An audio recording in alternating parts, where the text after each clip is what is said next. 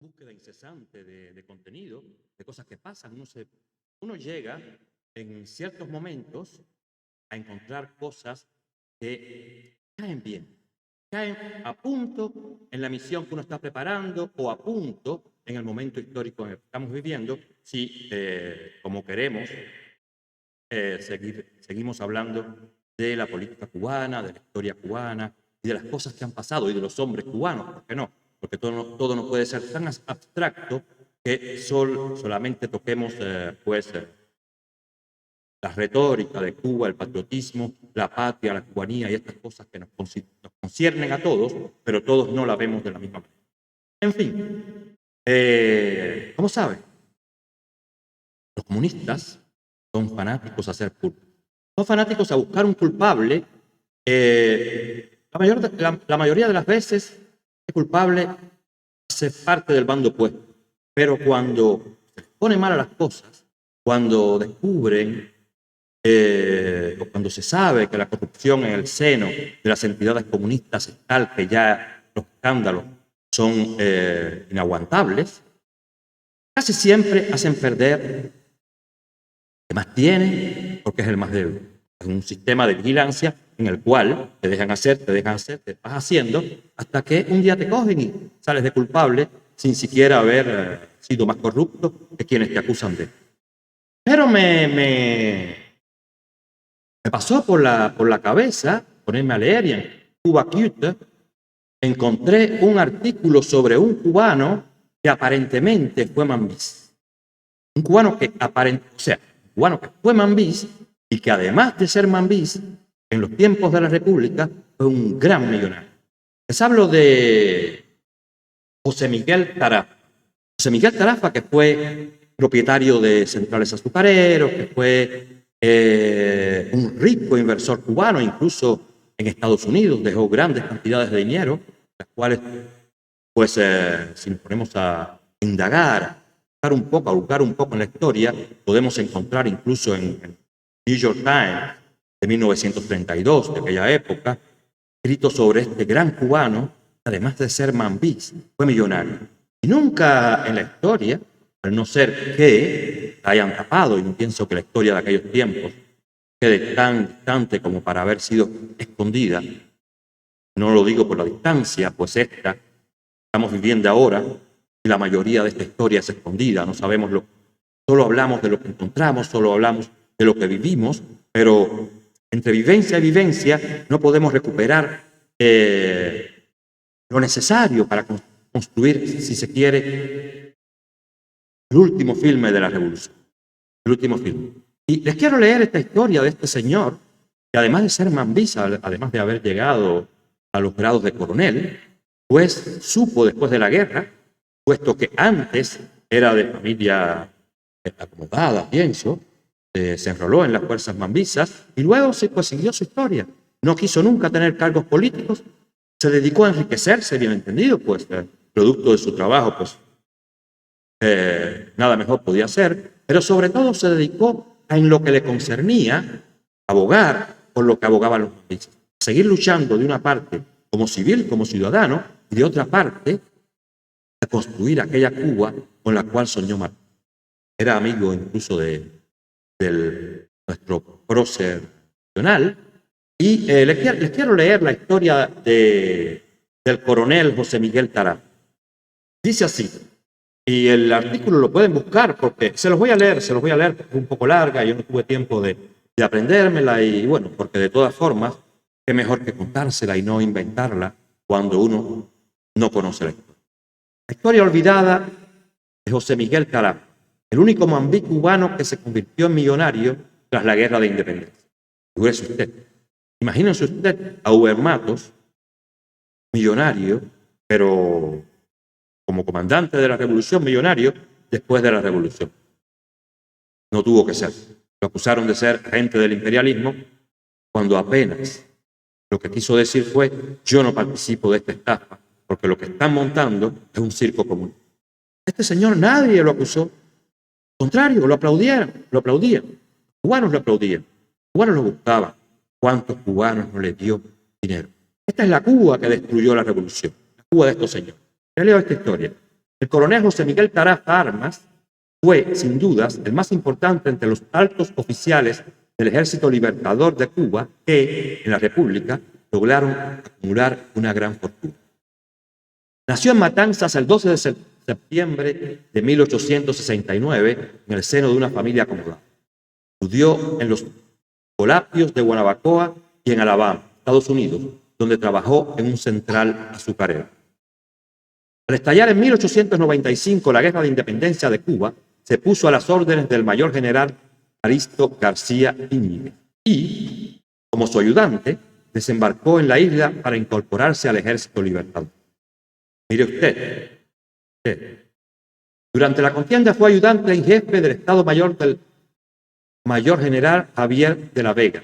Participó en la invasión de Oriente a Occidente, en la cual ganó los grados de comandante por su valor en combate.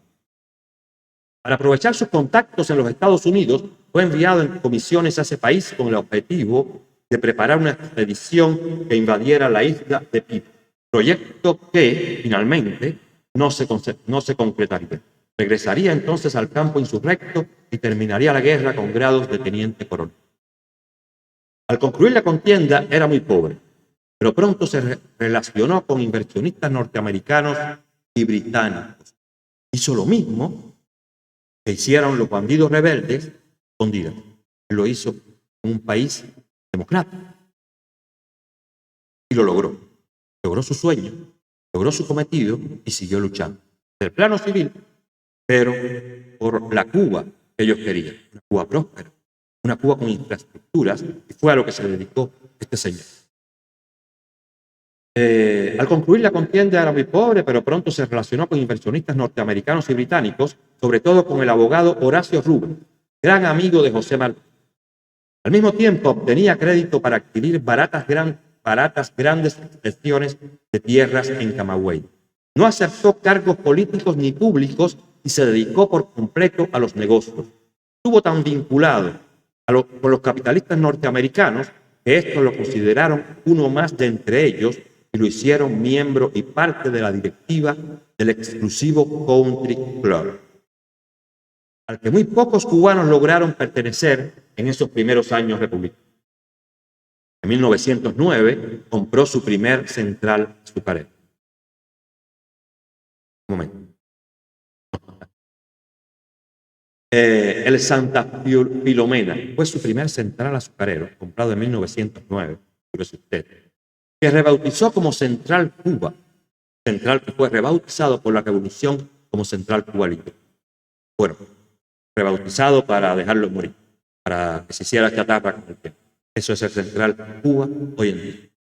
A este primero le siguieron varios más a lo largo de la década siguiente, pero la gran fortuna de José Miguel Tarafa se cimentó en la organización e implementación del monopolio ferroviario. Este fue, sin discusión, su principal triunfo empresarial.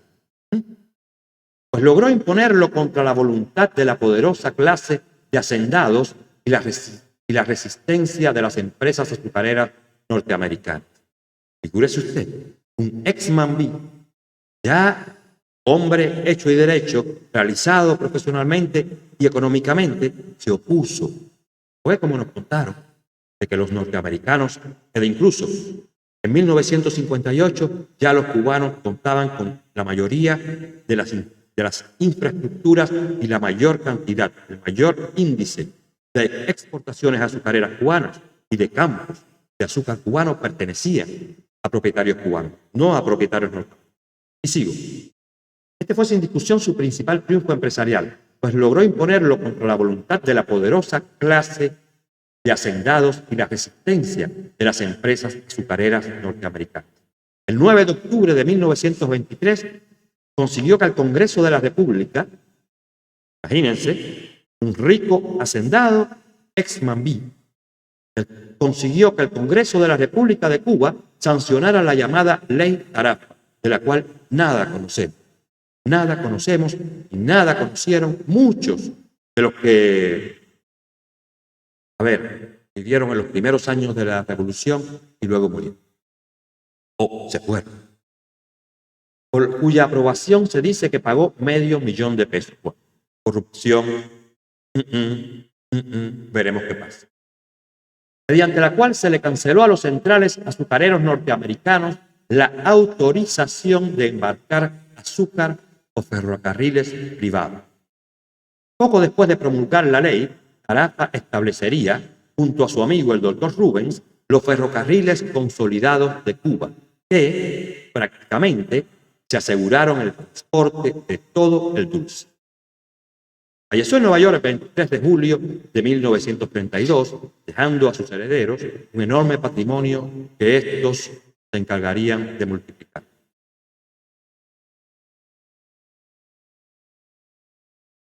Yo no escucho la música. Un momento. ¿Música? No escucho ninguna música.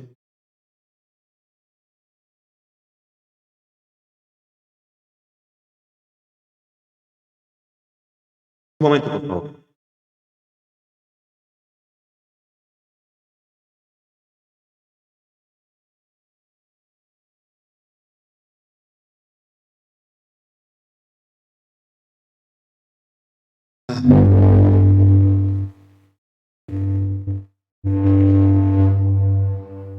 ¿Qué música? ¿Qué música?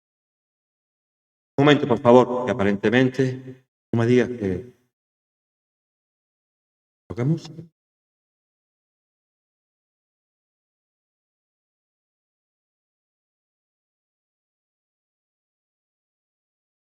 Ay, ay, ay. Disculpen un momento, aparentemente hay una música que interfiere, pero que yo no tengo música puesta.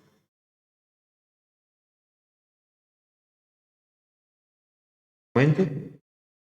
¿Qué música? ¿Qué? ¿Escucha todavía? Bueno, aparentemente había una música que hacía...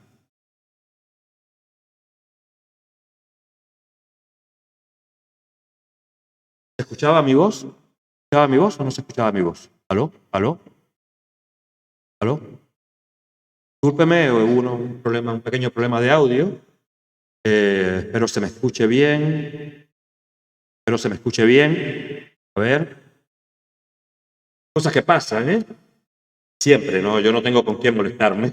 Esto es todo a suerte y verdad. Y si me tengo que molestar con alguien es conmigo. Entonces, pues, ¿qué problemas pasan? Bueno, les estaba hablando de este señor, de José Miguel Carafa, un ex Mambí, que al igual fue el creador de los ferrocarriles consolidados de Cuba.